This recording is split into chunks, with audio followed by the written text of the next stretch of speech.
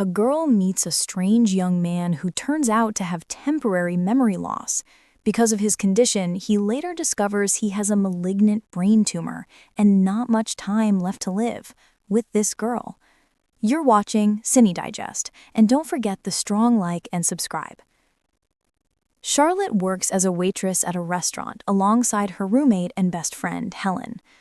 One day, she serves an old man who complains furiously about the food presentation, even though that's not her job.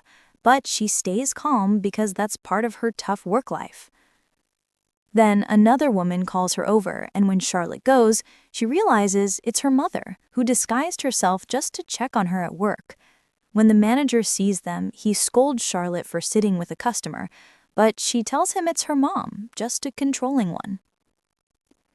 That night, Charlotte and Helen sit outside their building and a guy walks by. Helen flirts with him, saying he's super handsome and jokes that maybe he'd share his food with them. He stops and introduces himself as Adam, says he lives nearby, but strangely doesn't know the exact address. Then he offers them some of the food he's carrying. When Helen invites him inside, Charlotte refuses since they barely know him. Later, from the balcony, Helen sees him pacing in front of their building. Charlotte goes down to ask what he's doing there. He explains he forgot his phone, which had the GPS to his new place, and now he's lost. So Charlotte gives him her phone so he can find his way home. When he comes back to thank her, he asks her out for a drink. She lets Helen know and then agrees to go. They get to know each other better, and Charlotte finds out he's an artist. He invites her to see his drawings at his apartment, but she says she doesn't usually go to a guy's place on the first date. So he takes her to a dark alley wall and paints right in front of her, even asks her to help. They draw together, and Charlotte feels drawn to him, so she decides to go home with him. When they enter his apartment, his neighbor reminds him he left his door open again and warns him to be careful. Inside, the place is filled with his artwork. He plays some music and they dance together. Charlotte tells him it's been a long time since she's been in a real relationship. The next morning, she gets a call from her mom reminding her about family dinner. When she goes to say good morning to Adam, he coldly tells her not to act like his girlfriend, that last night was just a one-time thing and they won't be seeing each other again. Heartbroken, Charlotte leaves. Helen comforts her, saying guys these days make fake promises all the time. They get ready for dinner with Charlotte's family, where her mom embarrassingly reveals she made a Tinder account in Charlotte's name to find her a boyfriend since she's been single for 5 years. Charlotte gets angry and tells her mom to stay out of her personal life. She'll find love on her own. Later, Charlotte and Helen pass by the wall where she and Adam painted together and notice he's added paper dolls, something she once told him she loved. Helen reminds her he's just a player and not worth seeing again. Back home, Helen finds a message from a guy named Cease, who saw Charlotte's Tinder profile and wants to meet her. She replies for her and sets up a date. They discover Cease is a soccer player and accept his invitation to his team's practice. At the field, they can't tell which one he is until a man wearing a medieval knight costume approaches them. It's him.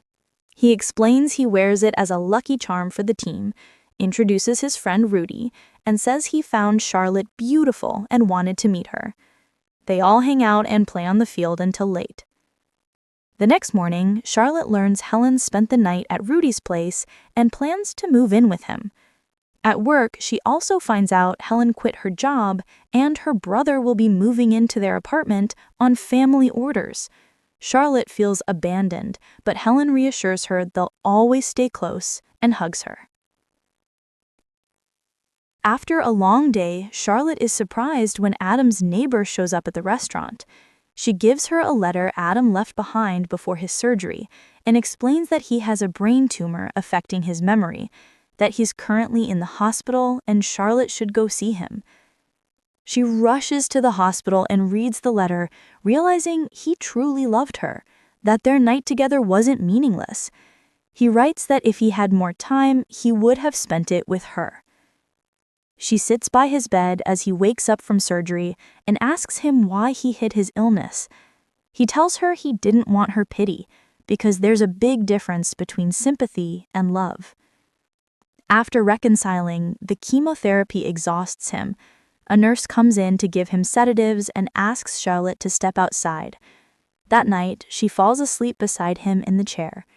When he wakes up, he gently asks her to lie next to him in bed, and she does.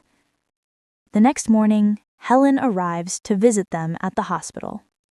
She finds out that Rudy proposed to her and that their wedding is soon, so Charlotte is very happy for her. At that time, Helen advises her that she has to stay away from Adam because being next to him will make her have bad memories later because his death is near. So Charlotte holds herself from anger and asks her to leave now. After that, she goes back to the nurse and asks her to take Adam so they can go visit the sea. But the nurse tells her that they must get the doctor's permission first. But because of Adam's condition, the nurse decides to let them out on her responsibility, but on the condition they come back quickly because of Adam's weak immunity, and if they stay out long and he gets sick, that will be a problem for her. When Charlotte takes him, they sit by the water and put themselves in, and the talk takes them and they start thinking about what they'll do after marriage, especially since Adam now has great hope that he'll recover after removing a big part of the tumor in his head in the last operation. Then Adam asks her that, whether she's with him or not, she must stay happy in her life. And maybe that's his last request from her. So Charlotte promises him that. After that, he gets sick and she takes him to the hospital. When the nurse sees her, she yells at her because she put Adam's life in danger and also put herself in legal trouble because they weren't allowed to leave the hospital, and he got sick because they stayed out long. At night, Charlotte sleeps next to him as usual, and with the days, Charlotte feels that Adam started to get nervous with her, and that's because of the severe pain that increased for him. Then Adam asks him that he wants to make a sea trip with her before he dies because he feels he'll die soon. So Charlotte tells him that this is very hard now because of his health condition, but he insists on it. So Charlotte goes to take money from her father, and she actually rents a boat to sail with it. When Charlotte leaves her house to go on that trip, she finds that Adam managed to leave the hospital and escape from them, and standing at the drawing they both drew with their hands, waiting for her to start the trip together. He asks her for marriage, and she agrees. During the sea trip they were doing, they are very happy and glad that they're spending a nice time together. Adam reminds her of the promise she made to him, which is that she must live her life after him happily as if he's with her exactly, and that she won't let a day pass without being happy in it. So Charlotte promises him again that she'll keep that promise. When they return to the hospital, Adam tells her that he was very happy with her on that sea trip. After a few days, we go to a scene of the workers removing the drawing that Charlotte and Adam drew from the wall. Then we go to Charlotte, who's lying on the bed at her parents' house and depressed. Her father asks her to get up and go out a bit instead of sitting like that. When her mother comes in to talk to her too, Charlotte cries because they remind her of Adam and the days she lived with him. And she tells them she can't forget him at all. After that, her friend Helen arrives and tells her that her wedding is soon and that she must stand by her, and that if she doesn't get up, she won't get married, and she'll delay her marriage to Rudy, and maybe he'll even drop the idea of marriage completely. At that time, Charlotte decides to get up for the sake of her friend, and she tells her she was wrong when she told her she had to stay away from Adam at that time, and Charlotte accepts her apology. When Charlotte goes out of her house for the first time in days, she passes by the drawing she drew with Adam and sees that the workers removed it from the wall. So she takes out her pen and writes on the wall, "I wish you were with me now." When she goes to Helen and Rudy's wedding, Sos comes close to her and tries to talk to her and asks about her news during the time she wasn't seeing her. She tells him she was married, and her husband died, and now she's a widow.